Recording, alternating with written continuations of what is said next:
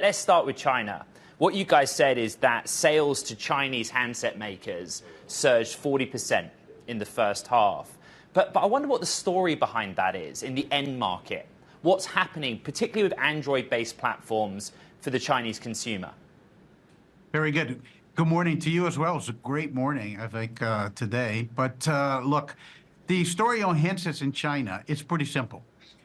We've seen the market had stabilized. We had said about that a couple quarters ago. And users are buying better phones. It's really, for us, a story of flagship and high tiers within the Android, especially a lot of those flagships that are launching with Gen AI. I think we see the very beginning of Gen AI coming to devices. And that actually drove, a lot of the growth. And it's 40%. Not only in this quarter, but actually expected to have the same in the next. As we look at the guide, it has been a good story as the smartphone market stabilizes and Android flagship has stayed resilient. Cristiano, as you know and our audience knows, we will talk about on-device when it comes to generative AI. Let's just linger a moment longer on China. It looks like some of the domestic players that are Android-based are gaining market share against Apple and the iPhone. You see that in the IDC data. You see it in the Counterpoint research data. If that is the case, where the domestic players are gaining that market share, what does it mean for Qualcomm?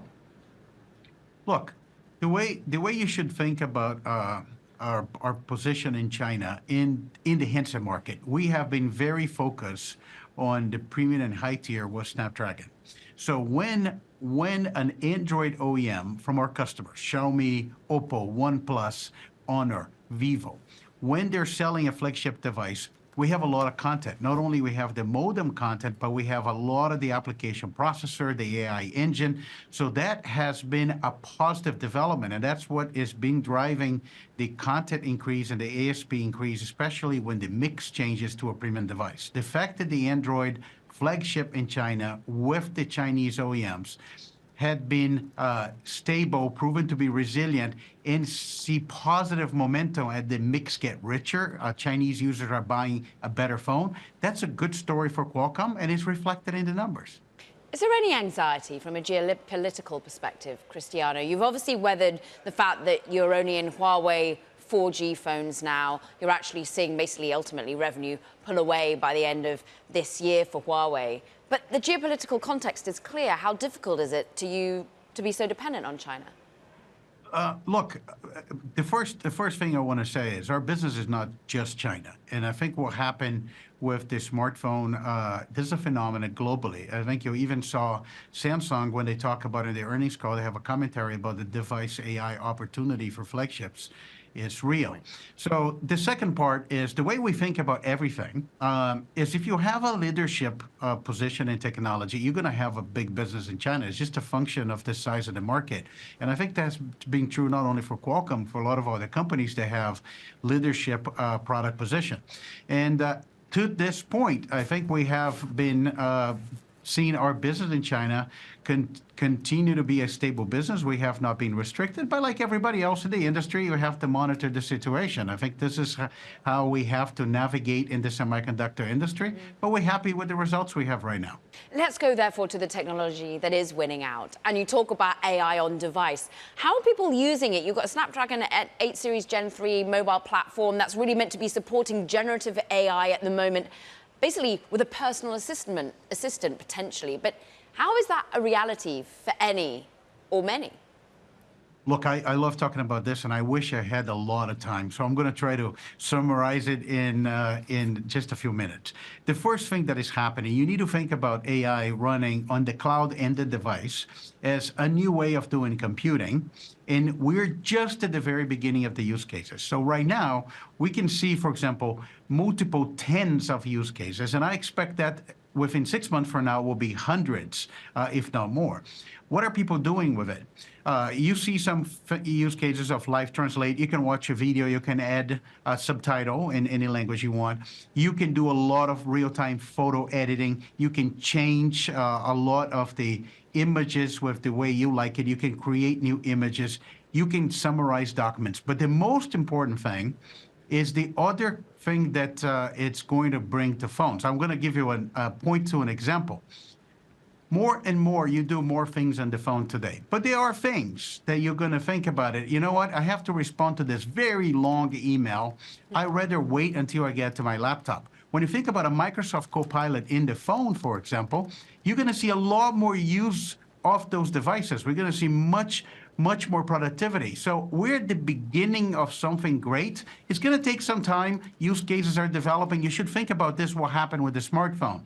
In the beginning, there's just a few apps in the App Store. But then, all of a sudden, the app started to define the user experience. That's how we feel about AI. We're at the beginning. It's going to take a little bit of time, but the signs are great.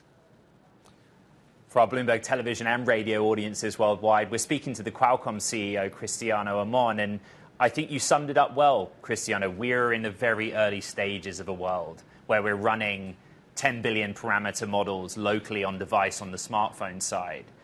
But we're already talking about the AI PC, right? You guys have your latest generation, which will come to market, Snapdragon 10 Elite and Plus. And it's very impressive. Combination of CPU, GPU, NPU. Give me a minute, we'll talk about NPU. But I still think a lot of people struggle to say, what am I going to do sitting in a cafe running a $10 billion parameter model while I have a cappuccino? Like, what's the actual real world use case? Okay. You know, we could not be more excited about what's happened in PC. I really think PC is reborn with the Snapdragon X Elite. And it's not only because of the performance, but because actually AI. By the way, we can run 20 billion parameter on the X Elite. It's evolving very, very fast. But the use cases are really incredible. Think about now this AI running all the time. Everything you're doing on your PC, it is running, and it's private. It's your data, it's your use. The AI is learning about you. It's trying to understand your intent.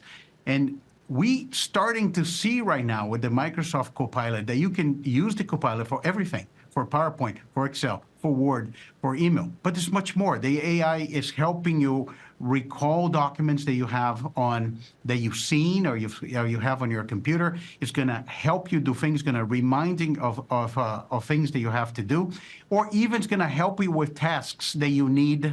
You don't know how to do it, and they will help you one step at a way. That's going to change how we use our computers. And the interesting thing is, how do you do this in a way that you don't compromise battery life? A CPU and a GPU have a job to do. And that's why when you buy a PC today, you want a fast CPU and a fast GPU. But you need a whole new engine that needs to do something else. It needs to do it all the time and not compromise battery life. That's the Qualcomm story. And what is the market share story of Qualcomm? We've been hearing a lot about other competitors getting into the AI PC space. I think this is the great story for Qualcomm because we're new. We're just entering the market. I think we're going to see a lot of the devices coming up in the second half of this year. I encourage everybody to watch the Microsoft build and the incredible things they're doing with the new Windows. And I think what's going to happen is Qualcomm is coming in with the leadership product. We like the design traction. Financially, that's going to be more of a fiscal 25 event because a lot of the laptops are going to be in the shelves for the second half and back to school. But the product momentum is great. And here's how you should think about Qualcomm market share in general.